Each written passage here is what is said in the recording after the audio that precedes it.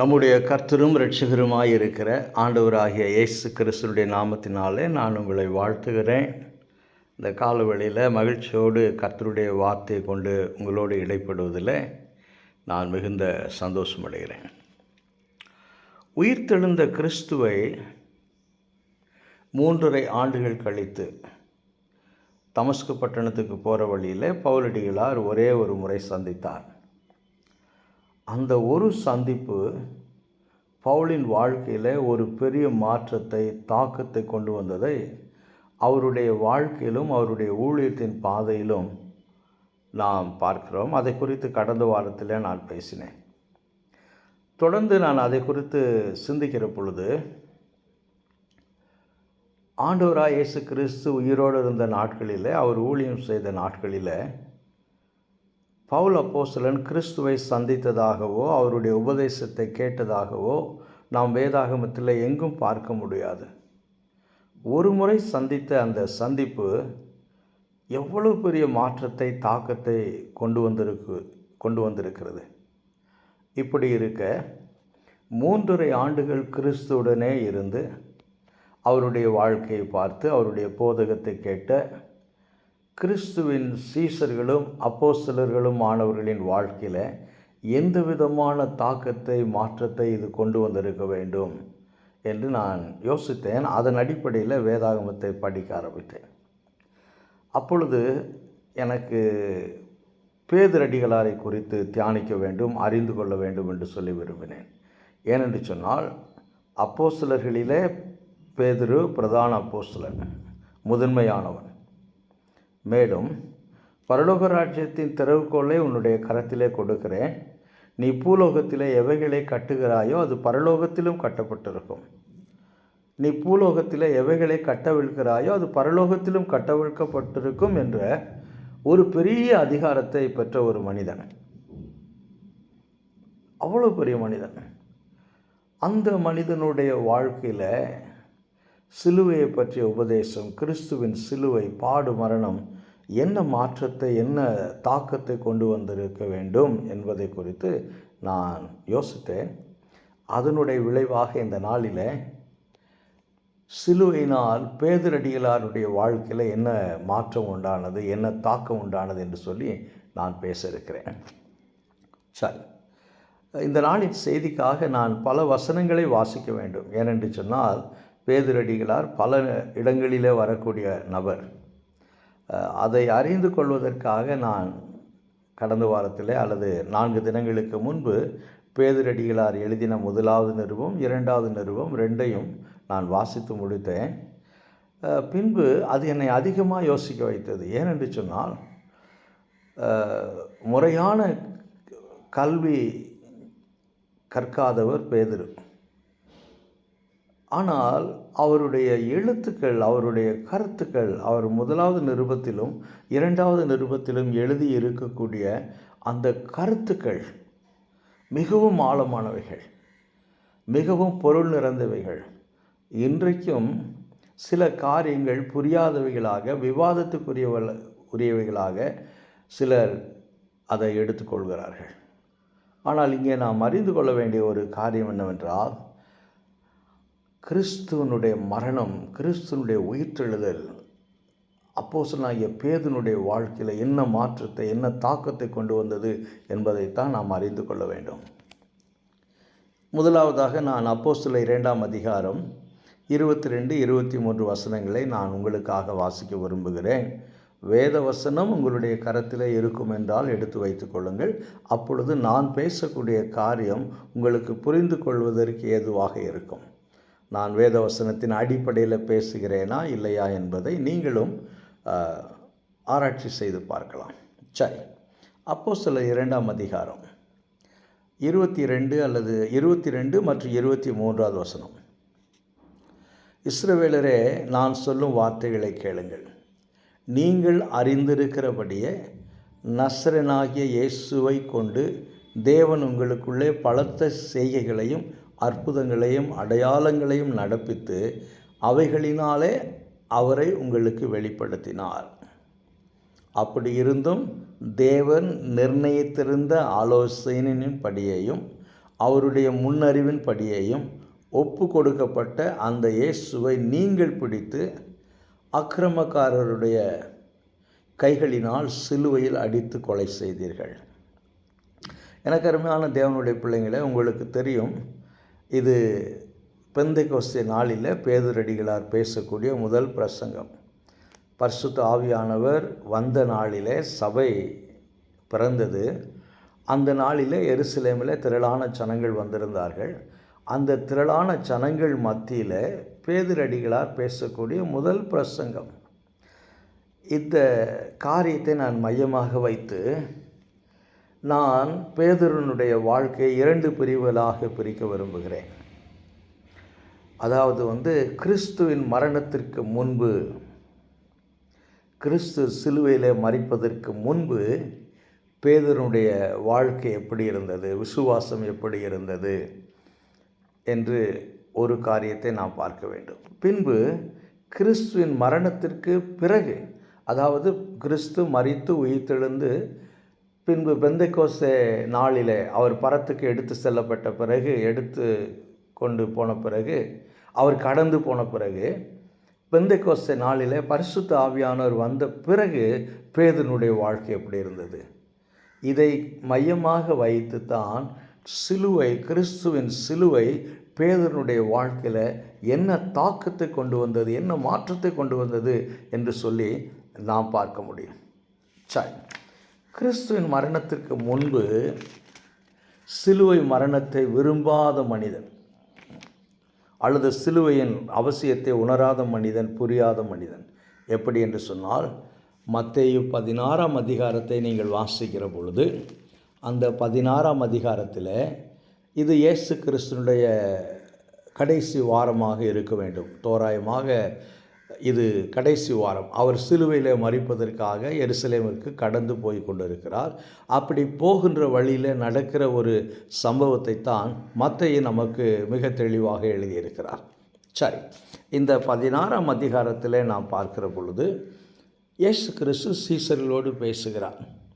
3.5 ஆண்டுகள் கிறிஸ்து ஊழியம் செய்தாரே, 3.5 ஆண்டுகள் கர்த்தர் அதிசயங்களை அற்புதங்களை செய்தாரே, அவர்கள் மத்தியில் வாழ்ந்தாரே, வருகிற தேவனுடைய ராஜ்யத்தை பற்றி பேசினாரே, பரலோக ராஜ்யம் இப்படி இருக்கிறது, பரலோக ராஜ்யம் அப்படி இருக்கிறது என்று சொல்லி பரலோக ராஜ்யத்துக்குரிய மக்கள் தங்களுடைய வாழ்க்கையில் எந்த விதமான குணாதிசயத்தை உடையவர்களாக அவர் காணப்பட வேண்டும் என்று சொல்லி பேசினாரே. இந்த உபதேசத்திற்கு பிறகு, இந்த போதனைக்கு பிறகு, அவர் 3.5 ஆண்டுகள் ஊழியம் செய்ததற்கு பிறகு ஜனங்களுடைய வாழ்க்கையில் என்ன ஞானம் வந்திருக்கிறது, அவரை பற்றி என்ன சிந்தனை வந்திருக்கிறது என்பதை சீசனிடத்தில் கேட்கிறார். ஒவ்வொருவரும் தங்கள் கருத்தை சொல்லுகிறார்கள். பேதுரடிகளாரும் தங்களுடைய கருத்தை இந்த மத்தேயு 16ஆம் அதிகாரத்தில் சொல்லுகிறார். ஆனால் சிலுவையை பற்றி கிறிஸ்து சொல்லுகிற பொழுது, மத்தேயு 16ஆம் அதிகாரம் 21வது வசனம், அது முதல் இயேசு தாம் எருசலேமுக்கு போய் மூப்பராலும் பிரதான ஆசாரியராலும் வேத பாரகராலும் பல பாடுகள் பட்டு கொலையுண்டு 3ஆம் நாளில் எழுந்திருக்க வேண்டும் என்பதை தம்முடைய சீசர்களுக்கு சொல்லத் தொடங்கினார். சரி, 22வது வசனம், அப்பொழுது பேதுரு அவரை தனியே அழைத்து கொண்டு போய், ஆண்டவரே, இது உமக்கு நேரிடக்கூடாதே, இது உமக்கு சம்பவிப்பதில்லை என்று சொல்லி அவரை கடிந்து கொள்ளத் தொடங்கினான். இயேசு கிறிஸ்துவை பேதுரு கடிந்து கொள்ளத் தொடங்கினான் என்று சொல்லி நாம் வேதத்தில் வாசிக்கிறோம். அப்போ எந்த அளவுக்கு சிலுவையின் மரணத்தை விரும்பாத ஒரு மனிதன், சிலுவையின் அவசியத்தை உணராத மனிதன், கிறிஸ்து சிலுவையில் மரிப்பதற்காகவே பிதாவாகிய தேவனால் அனுப்பப்பட்டார் என்பதை புரியாத ஒரு மனிதனாக பேதுரு இருக்க வேண்டும் என்பதை நான் உங்களுக்கு சொல்ல விரும்புகிறேன். நீங்களும் அதை பற்றி யோசிக்க வேண்டும். 3.5 ஆண்டுகள் கிறிஸ்துவுடனே கூட இருக்கிறார்கள், கிறிஸ்துவனுடைய உபதேசத்தை கேட்கிறார்கள், கிறிஸ்து செய்கிற அதிசயங்களை அற்புதங்கள் எல்லாவற்றையும் பார்க்கிறார்கள். அவருடைய ஊழியத்தின் நிறைவில் பிரதான அப்போஸ்தலன், தேவனுடைய ராஜ்யத்தை கட்டும்படியாக பரலோக ராஜ்யத்தின் திறவுகோல் உன்னுடைய கரத்தில் கொடுக்கப்பட்டிருக்கிறது என்று சொல்லி பெரிய அதிகாரத்தை பெற்ற பேதுரடிகளாருடைய வார்த்தை தான் இது. நீர் சிலுவைக்கு போகக்கூடாது, நீர் சிலுவையில் மரிக்கக்கூடாது. இது உமக்கு நேரிடக்கூடாது, இது உமக்கு சம்பவிப்பதில்லை என்று சொல்லி பேதுரு அடிகளார் இயேசு கிறிஸ்துவை கடிந்து கொள்வதை நாம் பார்க்கிறோம். எனக்கு அருமையான தேவனுடைய பிள்ளைங்கள, இந்த சம்பவம் மிக முக்கியமான ஒரு சம்பவமாக இருக்கிறபடினாலே இது லூக்காவிலும் இருக்கிறது, இது மார்க்கிலும் இருக்கிறது. இதை நீங்கள் எடுத்து பார்க்கலாம். மார்க் எழுதின சுவிசேஷம் 9ஆம் அதிகாரம் 2-6 வசனம் வரைக்கும் இந்த சம்பவம் அங்கே இருக்கிறது. லூக்கா எழுதின சுவிசேஷம் 9ஆம் அதிகாரம் 28-32 வசனங்கள் வரைக்கும் வாசிக்கிற பொழுது அங்கேயும் இந்த சம்பவம் இருப்பதை நாம் பார்க்கிறோம். ஆக சிலுவையின் மரணத்தை விரும்பாத ஒரு மனிதன் ஒன்று. இரண்டாவதாக, சிலுவை மரணம் கிறிஸ்துவுக்கு சம்பவிக்கக்கூடாது என்று சொல்லி விரும்பின மனிதன் என்பதை நாம் பார்க்கிறோம். 2. மூன்றாவது, கிறிஸ்து சிலுவையில் மரிப்பதை முடிந்த அளவிற்கு, தன்னால் எந்த அளவுக்கு முடியுமோ அந்த அளவுக்கு கிறிஸ்து எருசலேமுக்கு போவதையும் சிலுவையில் மரிப்பதையும் எந்த அளவிற்கு தடுத்து நிறுத்த முடியுமோ, இந்த சம்பவம் சம்பவிக்கக்கூடாது என்று சொல்லி எந்த அளவுக்கு அதை தடுக்க முடியுமோ அதற்கான முயற்சிகளை செய்த ஒரு மனிதனாக நான் பேதுருவை பார்க்கிறேன். எப்படி என்று சொன்னால், இந்த மத்தேயு 16ஆம் அதிகாரத்தின் சம்பவத்திற்கு பின்பு 17ஆம் அதிகாரத்தில் ஒரு காரியம் நடக்கிறது. 17ஆம் அதிகாரம் மிக முக்கியமான ஒரு அதிகாரம். இன்றைக்கும் பல இறையியல் கல்லூரியில் விவாதத்திற்குரிய ஒரு விவாத பொருளாக மாறக்கூடிய ஒரு அதிகாரமாக இதில் இருக்கிற சம்பவம் காணப்படுகிறது. சரி, இந்த 17ஆம் அதிகாரம் இந்த நாளின் செய்தியோடு எப்படி தொடர்புடையது என்பதை நான் உங்களுக்கு சொல்ல விரும்புகிறேன்.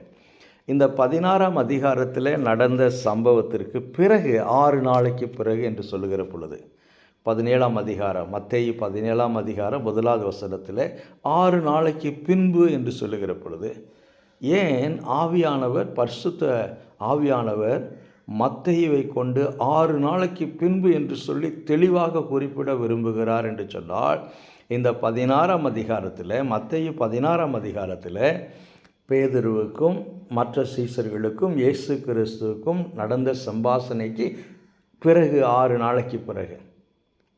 சரி, இயேசு கிறிஸ்து என்ன செய்கிறார் என்று சொல்லி பார்க்கிற பொழுது, இயேசு பேதுருவையும் யாக்கோபையும் அவனுடைய சகோதரனாகிய யோவானையும் கூட்டிக் கொண்டு தனித்திருக்கும்படி ஒரு உயர்ந்த மலையின் மேல் போகிறார்.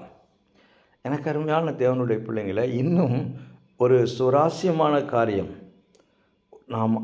நாம் ஆர்வமோடு பார்க்க வேண்டிய காரியம் என்னவென்று சொன்னால், இங்கே இயேசு கிறிஸ்துவோடு இந்த மலை சம்பவத்திற்கு, இந்த இடத்திற்கு இயேசு கிறிஸ்துவோடு கடந்து போகக்கூடியவர்கள் பேதுரு, யாக்கோபு, யோவான்.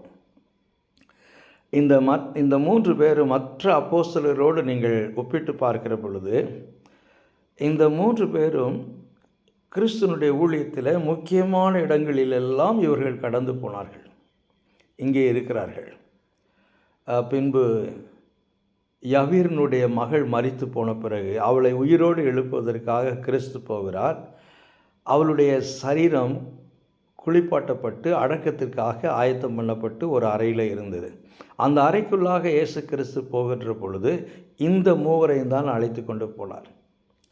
யார்? பேதுரு, யாக்கோபு, யோவான். இந்த 3 பேரைத்தான் அழைத்து கொண்டு போனார். சரி, அடுத்து ஒரு முக்கியமான ஒரு இடம் என்னவென்றால், கிறிஸ்து கைது செய்யப்படுகிற அந்த ராத்திரியில் கெத்செமனே தோட்டத்தில் அவர் கடைசியாய் போய் ஜெபிக்கிறார் அல்லவா? பிதாவே, இந்த பாத்திரம் என்னை விட்டு நீங்க கூடுமானால் நீங்கும்படி செய்யும், ஆனாலும் என்னுடைய சித்தத்தின்படி அல்ல, உம்முடைய சித்தத்தின்படி என்று சொல்லி ஜெபிக்கிறார் அல்லவா? அது அவருடைய கடைசியாக பூமியிலே ஜெபித்த ஜெபமாக கூட நாம் எடுத்துக்கொள்ளலாம். நிச்சயமாக சிலுவையில் தொங்குகிற பொழுது, பிதாவை இவர்களுக்கு மன்னியும், இவர்கள் செய்வது இன்னதென்று அறியாது இருக்கிறார்கள் என்று சொல்லி அவர் வேண்டிக் கொண்டார். ஆனால் கெத்செமனே தோட்டத்திலே அவர் ஜெபிக்கிற பொழுது இந்த வார்த்தையை சொல்லி ஜெபித்தார். இங்கே நான் என்ன சொல்ல விரும்புகிறேன் என்றால், அந்த சம்பவத்திற்கு யூதாஸ் காரியத்தை தவிர, ஏனால் யூதாஸ் காரியத்தை இயேசு கிறிஸ்துவை காட்டி கொடுப்பதற்கு, பேரம் பேசுவதற்கு அவன் பிரதான ஆசாரியனிடத்திலே போய்விட்டான். 11 பேர் இருந்தார்கள். அந்த 11 பேரும் கெத்செமனே தோட்டத்திற்கு கிறிஸ்துவோடு கடந்து போயிருக்க வேண்டும். ஆனால் கிறிஸ்து இந்த 3 பேரைத்தான், இந்த பேதுரு, யாக்கோபு, யோவான், இந்த 3 பேரைத்தான் பிரித்தெடுத்து அவருக்கு நெருக்கமான ஒரு இடத்துல வைத்து, இங்கே இருந்து ஜெபித்து கொள்ளுங்கள், எனக்காக ஜெபியுங்கள், நான் சற்று தூரமாக போய் ஜெபிக்கிறேன் என்று சொல்லி கிறிஸ்து கடந்து போனார். என்ன சொல்ல விரும்புகிறேன் என்று சொன்னால், இந்த 3 பேருமே கிறிஸ்துவோடு மிகவும் நெருக்கமாக இருந்தவர்கள்.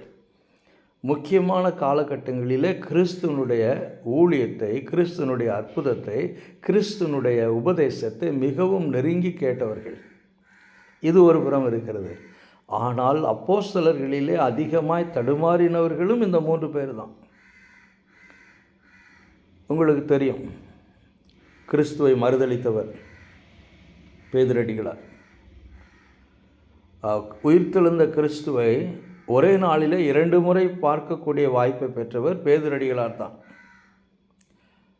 ஆனால் அவர் சில நாட்கள் கழித்து நான் மீன் பிடிக்கப் போகிறேன் என்று சொல்லி எல்லோரையும் மீன்பிடிக்க அழைத்து சென்ற மனிதன்.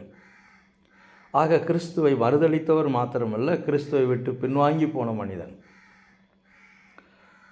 அது மாத்திரமல்ல, அநேக இடங்களில் விசுவாசத்தில் தடுமாறின மனிதன். ஒரு முறை மத்தேயு 19ஆம் அதிகாரம் என்று சொல்லி நான் நினைக்கிறேன், 19ஆம் அதிகாரம், 19ஆம் அதிகாரம் 27வது வசனத்தை வாசித்து பார்ப்பீர்கள் என்றால், பேதுரு, மத்தேயு 19ஆம் அதிகாரம் 27வது வசனம், அப்பொழுது பேதுரு அவரை நோக்கி, இதோ நாங்கள் எல்லாவற்றையும் விட்டு உம்மை பின்பற்றினோமே, எங்களுக்கு என்ன கிடைக்கும்? ஆக எனக்கு என்ன கிடைக்கும்? ஒரு எதிர்பார்ப்போடு, ஒரு சுயநலம் உடைய ஒரு சிந்தையோடு பேதுரடிகளார் சிலுவையின் மரணத்திற்கு முன்பாக காணப்படுவதை நாம் பார்க்கிறோம்.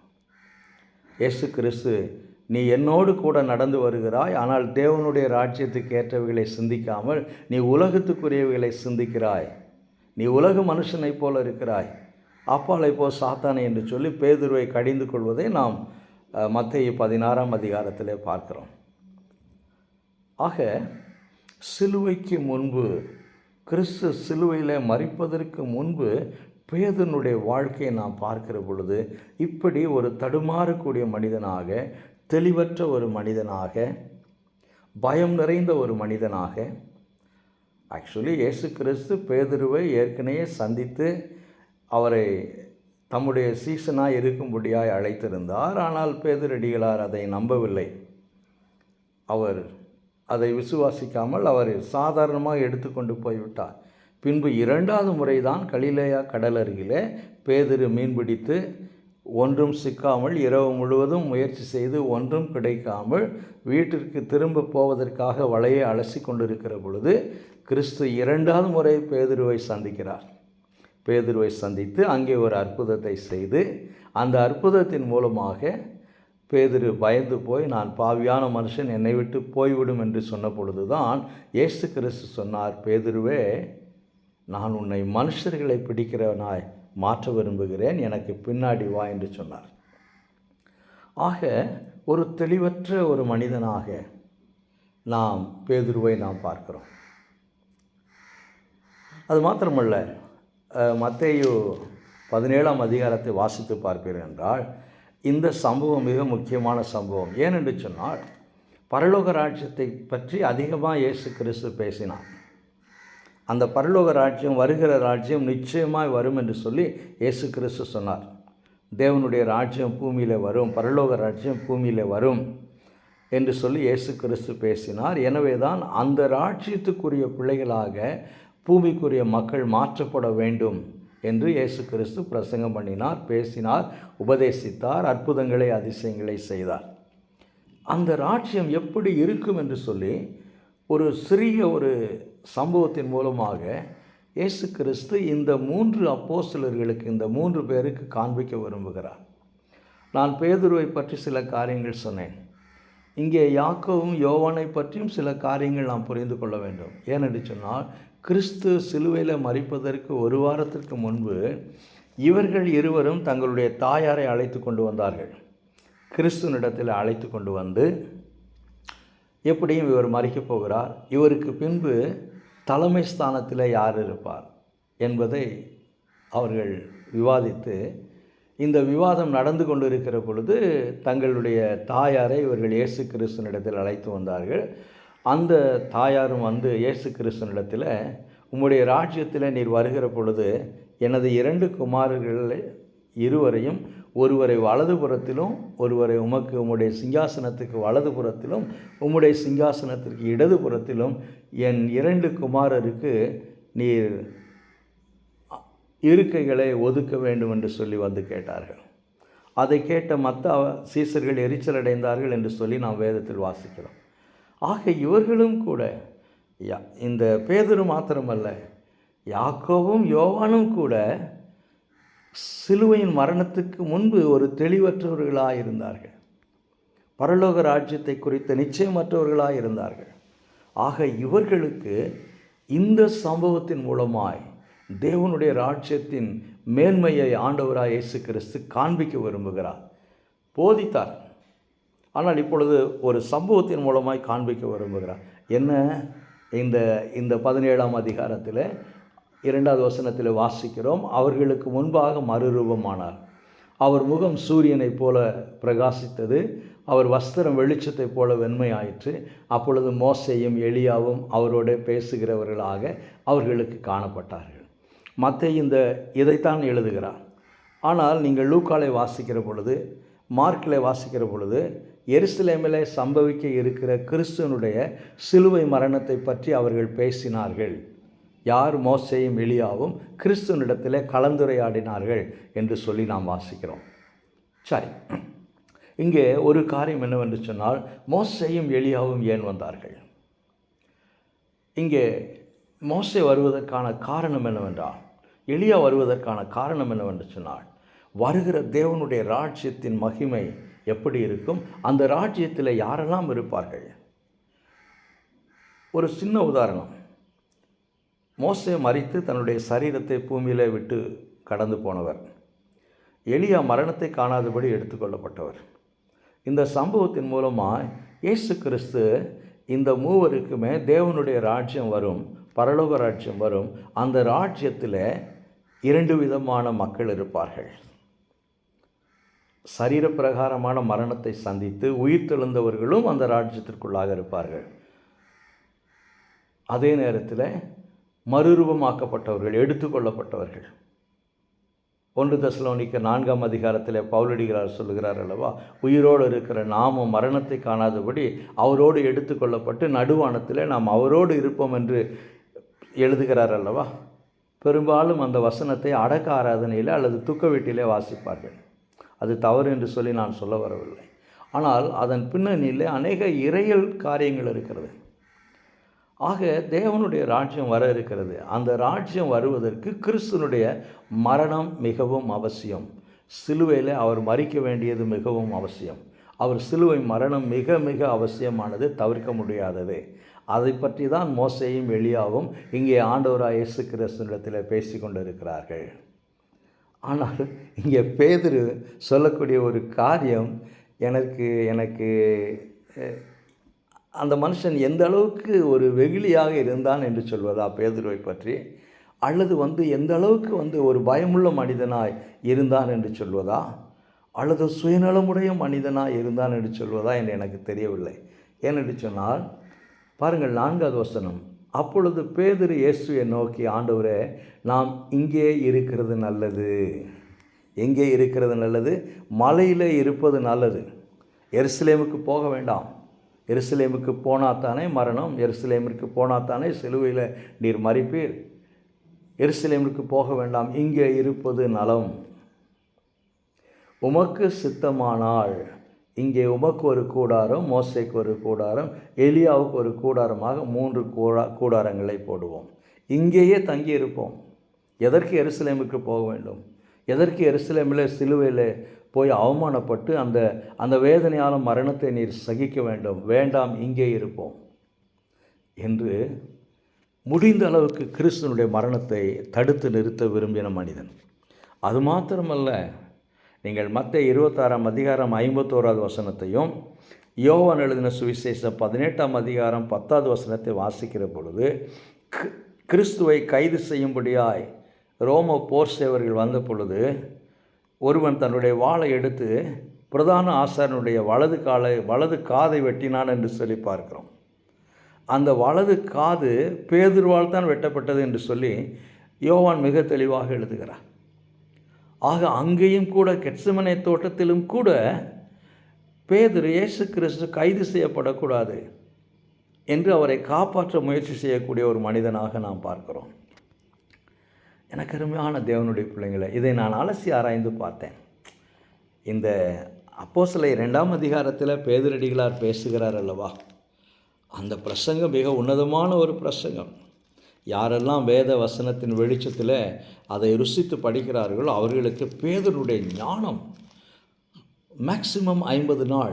இந்த அப்போஸ்தலர் 2ஆம் அதிகாரம் கிறிஸ்து உயிர்த்தெழுந்த பிறகு 50வது நாளில் நடக்கக்கூடிய ஒரு சம்பவம். 50 நாளுக்கு முன்பாக நாம் பார்க்கிற பொழுது கிறிஸ்துவை மறுதளித்து மனிதன், தெளிவற்ற மனிதன், நிலையில்லாத மனிதன், தைரியமில்லாத ஒரு மனிதன், பயந்த மனிதன். ஆனால் இந்த 2ஆம் அதிகாரத்தில் பேசுகிற அந்த வார்த்தைகளை நீங்கள் பார்ப்பீர்கள் என்றால் மிக அற்புதமாக இருக்கிறது. ஆக கிறிஸ்து சிலுவையில் மரித்த பிறகு பெந்தெக்கோஸ்தே நாளுக்கு பிறகு பேதுரடிகளார் யார் என்று சொல்லி பார்ப்போம் என்றால் 23வது வசனத்தின் பிரகாரமாக கிறிஸ்துவின் சிலுவை மரணம் தேவனால் முன்குறிக்கப்பட்டது. அதுதான் 23வது வசனம். அப்போஸ்தலர் 2ஆம் அதிகாரம் 23வது வசனத்தில் வாசிக்கிறோம், கிறிஸ்துவின் சிலுவை மரணம் தேவனால் முன்குறிக்கப்பட்டது, அது தேவனால் நிச்சயிக்கப்பட்டது, அது தேவ ஆலோசனையினால் நிறைவேற்றப்பட்டது என்று சொல்லுகிறார். அது மாத்திரமல்ல, 2வதாய் பார்க்கிற பொழுது கிறிஸ்துவின் சிலுவை மரணம் தீர்க்க தரிசனங்களின் நிறைவேறுதல். எப்படி? அப்போஸ்தலர் 2ஆம் அதிகாரம் 16வது வசனத்தில் தீர்க்க தரிசியாகிய யோவேலினால் உரைக்கப்பட்டபடியே இது நடந்தேறுகிறது. அப்படி என்று சொன்னால் கிறிஸ்தனுடைய சிலுவை மரணம் தீர்க்க தரிசனங்களின் நிறைவேறுதல் என்று சொன்னார். அது மாத்திரமல்ல, அப்போஸ்தலர் 2ஆம் அதிகாரம் 38வது வசனத்தை நீங்கள் வாசித்து பார்ப்பீர்கள் என்றால், ஜனங்கள் பேதுருவை பார்த்து கேட்கிறார்கள், பேதுரு நாங்கள் என்ன செய்ய வேண்டும் என்று சொல்லி அவர்கள் இருதயத்திலே குத்தப்பட்டவர்களாக பேதுருனுடைய பிரசங்கத்திற்கு பிறகு பேதுரடிகளாரை பார்த்து கேட்கிறார்கள், நாங்கள் என்ன செய்ய வேண்டும் என்று சொல்லி. பேதுரடிகளார் சொல்லுகிறார், உங்கள் பாவங்கள் மன்னிக்கப்பட, நீங்கள் ரட்சிக்கப்பட, தேவனோடு நீங்கள் ஒப்புரவாகுவதற்கு, நீங்கள் நீதிமானாய் மாற்றப்படுவதற்கு நீங்கள் மனம் திரும்பி இயேசு கிறிஸ்துவை உங்கள் வாழ்க்கையில் விசுவாசிக்க வேண்டும், ஏற்றுக்கொள்ள வேண்டும். அந்த விசுவாசத்தின் அடையாளமாக நீங்கள் ஞானஸ்தானம் பெற்றுக்கொள்ள வேண்டும் என்று சொல்லுகிறான். எனக்கு அருமையான தேவனுடைய பிள்ளைங்களே, இந்த 2ஆம் அதிகாரத்தை வாசிக்கிற பொழுது என்ன ஒரு மாற்றம், என்ன ஒரு ஞானம் என்று சொல்லி நான் யோசித்து பார்க்கிறேன். ஏனென்று சொன்னால், இந்த 2ஆம் அதிகாரத்தில் பேதுனுடைய பிரசங்கத்தில் யோவேல் தீர்க்கதரிசி வருவதை யோவேல் தீர்க்கதரிசியின் புத்தகத்திலிருந்து மேற்கோள் சொல்லுகிறார். பின்பு சங்கீதம் 16ஆம் அதிகாரத்திலிருந்து மேற்கோள் சொல்லுகிறார். 2 சாமுவேல் 7ஆம் அதிகாரத்திலிருந்து தாவீதினுடைய வாழ்க்கையிலிருந்து ஒரு மேற்கோள் சொல்லுகிறார். இந்த பரிசுத்த ஆவியானவர் தேவ திட்டத்தின்படி கிறிஸ்துவின் மரணத்திற்கு பின்பு கொடுக்கப்படுவார் என்பதை யோவேல் தீர்க்க தரிசனத்திலே சொல்லியிருக்கிறார் என்று பேதுரு சொல்வதை நான் பார்க்கிறேன். பின்பு கிறிஸ்துவனுடைய உயிர்த்தெழுதலை பற்றி பேசுகிற பொழுது அப்போஸ்தலர் 2ஆம் அதிகாரம் 24லிருந்து நீங்கள் 26 வரைக்கும் வாசிக்கிற பொழுது அது 16வது சங்கீதத்தில் 8, 9, 10, 11வது வசனத்தில் வாசிக்கிறோம். ஆக கிறிஸ்துவின் சிலுவை மரணத்திற்கு முன்பு இவ்வளவு தெளிவற்ற, நிச்சயமற்ற, ஒரு ஞானமில்லாத ஒரு மனிதனைப் போல நாம் பேதுருவை பார்க்கிறோமே. ஆனால் கிறிஸ்து மரித்து உயிர்த்தெழுந்த பின்பு பரிசுத்த ஆவியானவர் கொடுக்கப்பட்ட பிறகு வேத வசனத்தின் அடிப்படையில் பேசக்கூடிய மனிதன். அதை நீங்கள் அப்போஸ்தலர் நடவடிக்கையின் புத்தகத்தில் அநேக இடங்களிலே பார்ப்பீர்கள். ஒரு வசனத்தை நான் உங்களுக்கு கடைசியாக சொல்ல விரும்புகிறேன். 4ஆம் அதிகாரம், அப்போஸ்தலர் 4ஆம் அதிகாரம் 12வது வசனத்தை வாசித்து பார்க்கிற பொழுது, இங்கே பிரதான ஆசாரியர்கள் கூட்டம் கூடியிருக்கிறது. இவர்களுக்கு விரோதமாக இருக்கிறது. இவர்களை நியாயம் விசாரித்து தண்டிப்பதற்காக நியாய சங்கத்திலே நின்று கொண்டிருக்கக்கூடிய பேதுரு பேசக்கூடிய வார்த்தை. 4ஆம் அதிகாரம் 12வது வசனம், அப்போஸ்தலர், அவராலே அன்றி, அப்படி என்று சொன்னால் ஆண்டவராய் இயேசு கிறிஸ்துவை அல்லாமல் வேறொருவராலும் ரட்சிப்பு இல்லை. இது மிக தெளிவான வார்த்தை. நாம் ரட்சிக்கப்படும்படிக்கு வானத்தின் கீழெங்கும் மனுஷர்களுக்குள்ளே அவருடைய நாமமே அல்லாமல் வேறொரு நாமம் கட்டளையிடப்படவில்லை என்று தெளிவாய் சொல்லுகிறார். மனிதன் ரட்சிக்கப்பட வேண்டும். ரட்சிப்பு அவனுக்கு மிக அவசியம். அவனுடைய பாவங்கள் மன்னிக்கப்பட வேண்டும். அது மிக அவசியம்.